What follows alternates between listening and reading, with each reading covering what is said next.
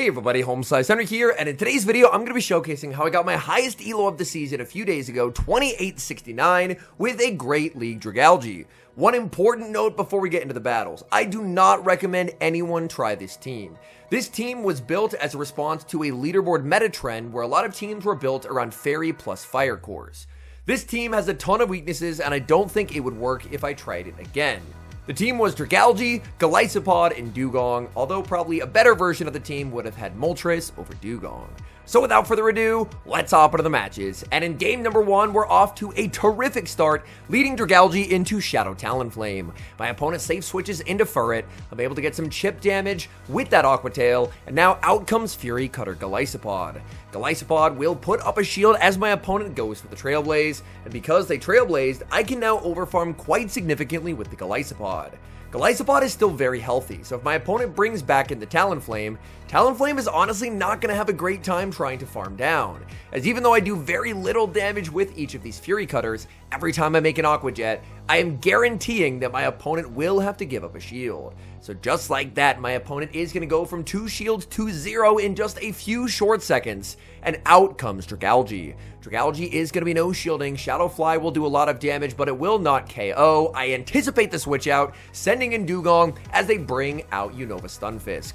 Stunfisk will be hitting for super effective damage with the discharge. I know that I need to try and preserve some HP on the Dewgong, so I will commit the final shield here. Icy Wind will land, and that's going to be getting the Stunfisk low. Stunfisk is going to make a last second discharge, but they're already debuffed, and discharge is not a strong move.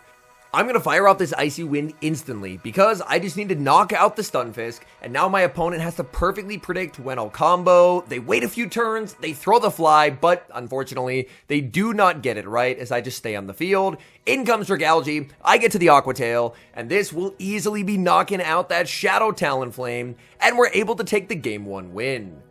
Hopping into the next match, we get a great lead, leading Dragalge into Florges, but safe switch Corsola immediately stun locks me as this team is triple weak. This is part of why in the intro I said I don't recommend people try this team. This is a team that has a ton of weaknesses. Corviknight is extremely strong into this team, Corsola is very strong into this team, Scizor is very strong into this team. This team was just built to try and counter what I was seeing, rather than attempting to build a team that can fight back against anything that it can encounter. My opponent is able to land the Power Gem. I'm going to look to overfarm here, playing to the CMP tie, and just to guarantee the knockout, I go for the slightly harder hitting Drill Run. I do not want to concede a farm down to Florges, so I aggressively switch into Dragalge. My opponent is not switching out, so it could be this Talonflame plus Fairy Core that I've been hunting. My opponent just going to go straight for the Chilling Water. Chilling Water, never going to be particularly threatening to Dragalge. The one downside though, is it does mean that I'm suddenly doing a lot less damage with my super effective acids. Aqua Tail is going to be shielded. I decide that I want the energy. I'm just going to look for a full farm down with the Dragalge. I'm now double debuffed. My opponent is going to switch out, and there is the Talonflame. Talonflame, they're going to be taking super effective damage, but they have double debuffed me. However, I see a win con, and that win con is if I can throw one and then defer the Incinerate, that way I can always get to a move on Dragalge. The better play would have been to defer the Incinerate onto the Golisopod, as Golisopod would have always outpaced to an Aqua Jet before they got the double up, but it turns out deferring the Incinerate onto the Dewgong works as well. As Aqua Tail picks up the knockout, in comes Florges, it's a simultaneous knockout, but the game's a win because I still have my Golisopod in the back. Tough opponent in the next match, SS Thorn, and this is an absolute disaster of a lead. Dragalge into Corviknight, and I am so weak to Corviknight. I'm able to get an Air Cutter catch onto Dewgong, but now out comes Florges. This is going to be a very difficult game to win. Florges recognizes that I'm just going to throw on alignment, trying to sneak an Icy Wind before they can apply their boost with Trailblaze, so it ends up being a charge attack priority tie. Switch Clock coming up soon, but unfortunately not soon enough. I will take the free Ice Shard, but I'd have to shield to keep this energy, and I can't really afford to go down shields, knowing my opponent still has the Corviknight. Back in comes the Corviknight. Florges has been saved for later, and that could prove to be difficult. Aqua Aqua Tail is going to land, and unfortunately, Dragalge, it can't do a ton of damage in this matchup because Acid is obviously going to be very heavily resisted, and the Aqua Tails do not get same type attack bonus. But I'm not going to give up. I have managed to play my way out of Corviknight leads before, but it's very tricky to do so. I just spam out Aqua Tail after Aqua Tail into the Corviknight. Corviknight will finally fire off a charge attack, and now it's time. I need Golisopod to sweep this endgame. There's a boost on the Corviknight. We get the Fury Cutter down. In comes Florges. Florges immediately met with an Aqua Jet. Florges should just be going for the Chilling Water in this matchup because this is my final Pokemon. I have no way of resetting an attack drop. So the game-winning play is probably just to do that. In the back is Giratina, and there was never a win con. Same lead in the next match, and this is so unfortunate.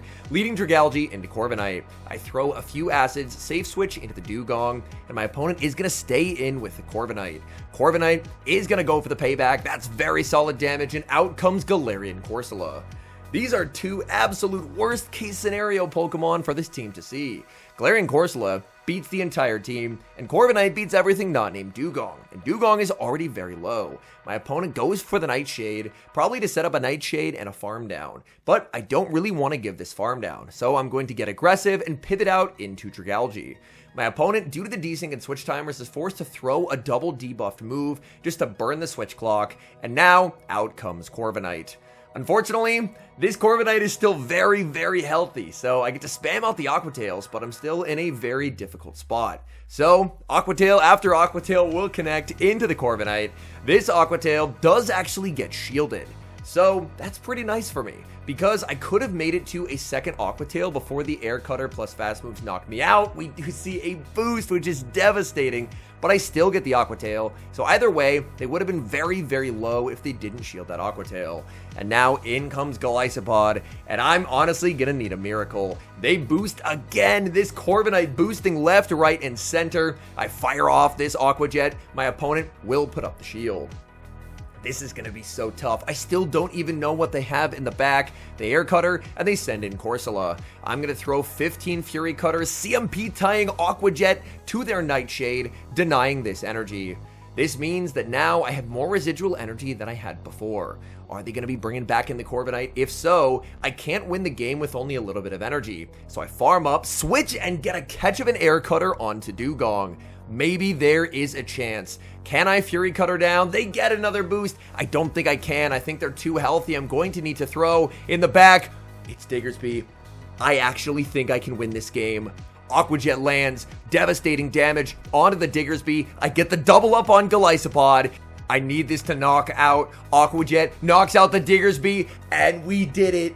Corviknight Core Breaker, Corsola Core Breaker. We claw our way back. And that is a good game. We move to the next match, and it's a terrible lead. Dragalge into Shadow Scizor. Now, this is very unfortunate, as Dragalge was absolutely feasting against those teams that were Florges plus Fire, but unfortunately against Scizor, this team's weaknesses are on full display. If I had something like Galarian Moltres in the back over Dugong, then potentially I could probably play my way out. But I am just way too weak to Shadow Scizor with this team. I send in the Golisopod. I'm shielding, hoping against hope that health on Golisopod will be valuable. My opponent sends out a Giratina, and that is just devastating. Oh no. Giratina just a complete wall to Golisopod. There's nothing Golisopod can basically ever do in this matchup. Golisopod will go for Aqua Jet after Aqua Jet. I'm hoping I can switch out, but the switch timer just does not come up. And Ancient Power is easily going to be knocking me out. In comes Dugong. Dugong will take super effective damage from the Ancient Power as well.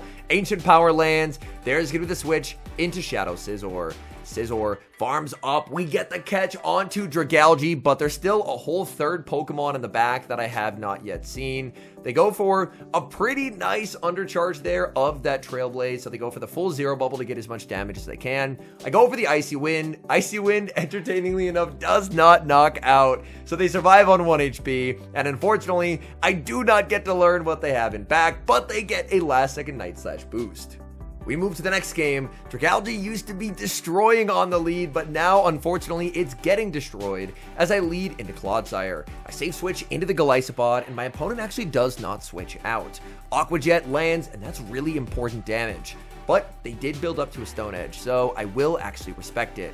Down a shield, and out comes a Feraligatr. Feraligatr could potentially be a little bit scary, so Feraligatr will immediately be put under pressure from the X-Scissor. I do wall their energy, but I'm going to take so much damage from these Shadow Claws that I'm already pretty much in Hydro Cannon range. Hydro Cannon lands, I'm able to save the Golisopod and aggressively pivot into Dragalge. I will need to throw my Aqua Tail before they're able to make it to their Ice Beam. I end up shielding a bait, I farm up to the back-to-back, and they make a really nice catch, catching the Aqua Tail onto Clodsire. And the annoying thing for me is Clodsire is not in Aqua Tail range, and I can't really acid it down, so I'm forced to farm up to the back-to-back Aqua Tails once again.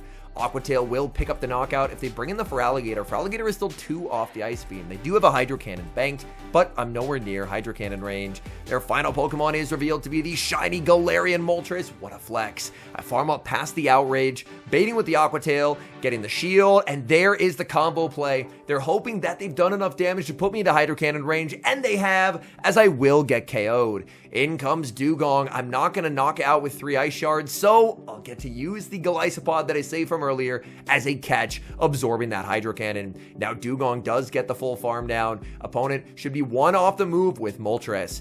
Moltres will need to get to the double fly to win the game. Fly number 1 is going to connect, but I get to return fire with super effective damage. Icy Wind from the Dewgong is going to connect, getting Moltres low. Can Moltres get to the move? They cannot. We get the farm down, and we're able to take the win. We move to the next game, and it's actually a pretty nice lead. We finally catch one of these fairy types we've been looking for. Opponent safe switches into Shadow Marowak, and I respond with Golisopod. Golisopod, I was a little bit slow on the switch, so I make the Aqua Jet on the CMP Tide to their Rock Slide.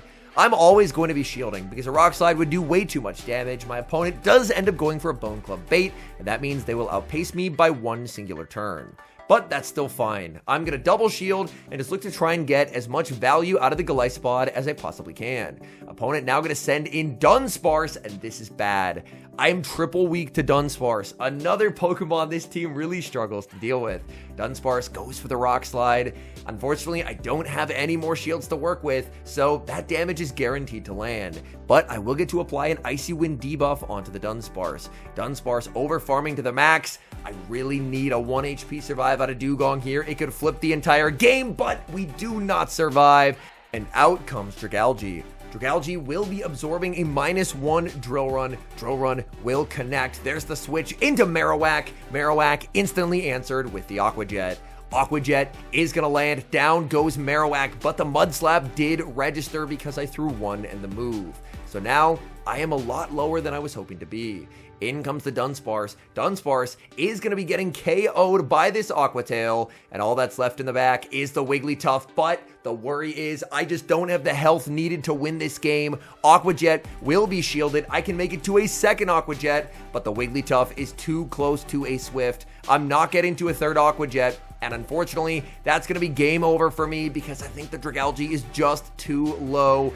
In comes Dragalge. We are so close to the Aqua Tail, but we do not get there. Picking up a pretty nice lead in the next match, Dragalge into Greninja. My opponent safe switches into Clodsire, and we're off to a pretty nice start, as Dewgong will do pretty well here. If they have Stone Edge, then Clodsire can be competitive in the zeros, but they do not. Instead, they're on Earthquake and Sludge Bomb. Earthquake lands, that is some pretty significant damage, but that still ends up working out pretty nicely. Also, the fact that I'm very ABA strong into the Greninja with both Dragalge and the Fury Cutter Golisopod doing well is a pretty big plus. So I'll get to win Switch, but then I'm going to look to immediately give up Switch, as I want to try and get aggressive. So I send in Dragalge, my opponent banks energy, and my nemesis has returned, Corviknight. This is going to be a very tricky endgame. Their Greninja is very, very weak into my remaining Pokemon, but their Corviknight absolutely destroys my remaining Pokemon, so this is going to be a very tricky game for both of us to play out of. I'm going to keep spamming out these Aqua Tails, doing as much damage as I possibly can. The Corviknight is now into the red health, so I have dealt substantial damage. Corviknight, full sense of payback, down goes Dragalge, and in comes Golisopod. I'm going to have to tank at least one air cutter, so I may as well no shield before they get a boost. Now I am going to try and catch onto the Dugong. In comes the Dugong, but I fail to catch. Opponent banks a ton of energy. In comes Greninja, but they do not get the farm down as I make it to the Icy Wind. The Icy Wind gets no shielded. Back in comes Golisopod. They have so much energy on the Corviknight that I can't really afford to shield. So I no shield the Night Slash, and now I'll look to take the knockout with the X-Scissor. I'm assuming they have to shield this, but they let it go. It's going to be a fast move race to the finish. My double resistant Fury Cutters versus their single resistant Sand attacks. Their first air cutter goes through. They do not get the boost. They're going for a second air cutter. Do they get the boost? They do not. We get the Fury Cutter down. And against all odds, we survive, get the win, and climb to 2869 elo. As I mentioned at the start of this video, this is a team that has an incredible amount of flaws. I built it to try and take advantage of what I thought was a bit of a gap in the teams that people were running. People were really relying on the combination of Fairy plus Fire to be a really safe core that had play into just about anything, and I felt like Dragalge fit that bill. And there were definitely some games where Dragalge was able to pop off, core break those cores, and put me in a really nice position to succeed. However, I felt like there were a lot of games where the team's lack of coverage was brutally exposed, like in the game against the Scizor, where Scizor basically 1v3'd. I think when you're team building around something that's on the spicier side of things like Dragalge, it's really difficult to try and find a perfect core pairing. Because if something has more of a unique niche but doesn't have the coverage of more of the Metamons, then you're going to have a lot more that you need to cover for, and typically you can't cover for everything. So I decided to make a calculated meta read. When it came to supporting Dragalge, I wanted to make sure that it was covered against the Mud Slappers. So I have a Bug and an Ice type in the back. However, by covering myself against the Mud Slappers, which I honestly didn't end up seeing a lot of, it really left me exposed to the Steel types. Even though this team got me to 2869 elo, which was number 26 in the world with a 4-1-3-2 set, I almost scrapped this footage and didn't make it into a video. And that's because the sets afterwards, as you saw, there was a lot of Steel types. The meta had shifted once again. Whereas I was trying to break the Fairy Fire cores by running Dragalge, a lot of people said, oh, if they're leading the Fairies, I'm just going to put a Steel on the lead, like Corviknight or Scizor. So my team was a nice meta call for a few sets, but unfortunately, players adapted and it became a really tough meta call. So the team had a very short shelf life, but it was fun to use for those first two sets.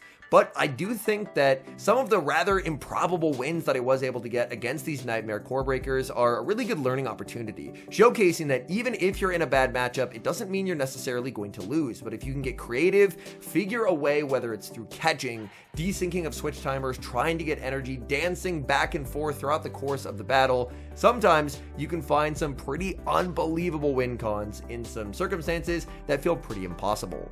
Anyways, thank you guys so much for watching. If you enjoy watching content like this, please do consider leaving a like on the video and subscribe to the channel if you haven't. And a special thank you as always to our channel members here on YouTube. The support you guys provide is genuinely so appreciated. So thank you guys oh so very much. And until next time, I've been HomeSliceHenry.